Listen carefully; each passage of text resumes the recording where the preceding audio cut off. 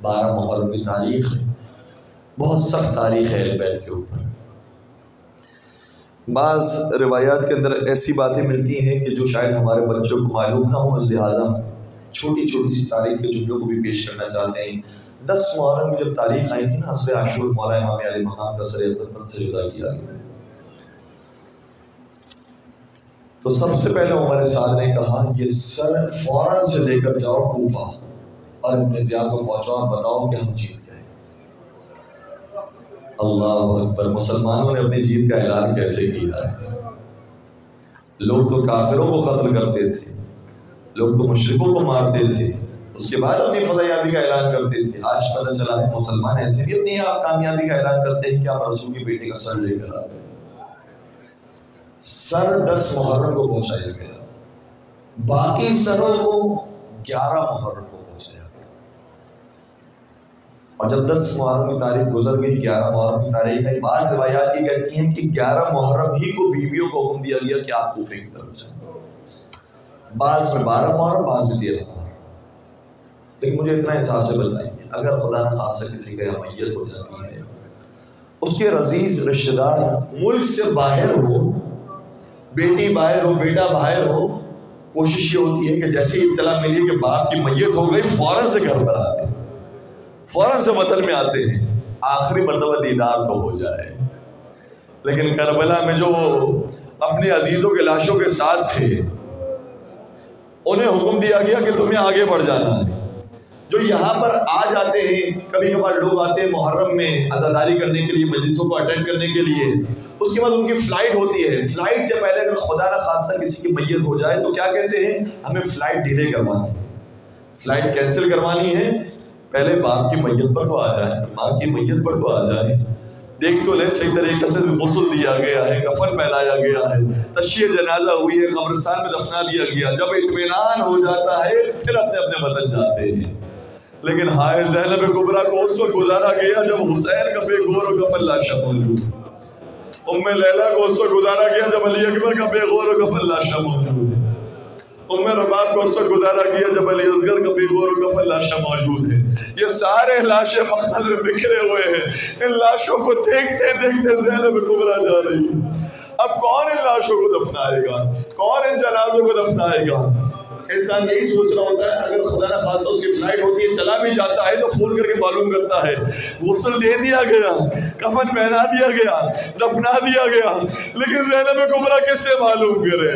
یہاں تو کوئی اپنا ہے ہی نہیں جو بتائے، حسین کو کب دفنایا گیا، عباس کو کب دفنایا گیا۔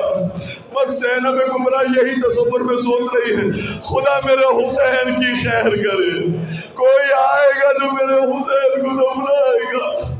بس عزاداروں جب یہ بیویاں کوفہ پہنچ گئی، پھر کچھ ہی دیر کے بعد 12 محرم کی روایت یہ ملتی ہے کہ بنی اسد آئے اور انہوں نے کہا ہم نے مولا سے وعدہ کیا تھا لہذا ان کے لاشوں کو دفنایا جائے گا۔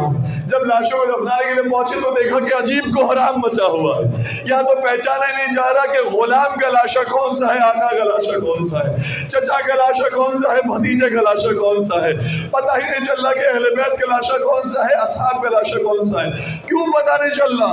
شاید کوئی بچہ مجھ سے سوال کرے، میں اسے بتاتا ہوں، بچوں لاشوں کی پہچان ہوتی ہے تو سر سے ہوتی ہے، لاشوں کی پہچان ہوتی ہے تو لباس سے ہوتی ہے۔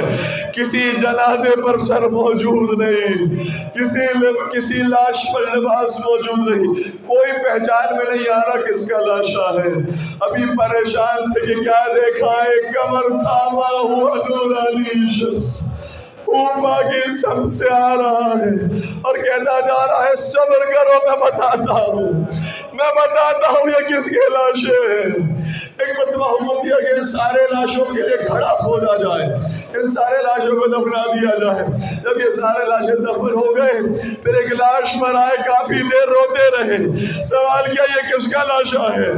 بتایا کیا تمہیں پتہ نہیں اس کے سینے میں برچھی لگی ہے، یہ میرے بھیا علی اکبر کا لاشا ہے۔ پھر ایک دور لاشے پر پہنچے، سوال کیا یہ کس کا لاشا ہے؟ کہا تمہیں معلوم نہیں میرے چچا عباس پانی لینے کے لیے یہ ان کا لاشا ہے۔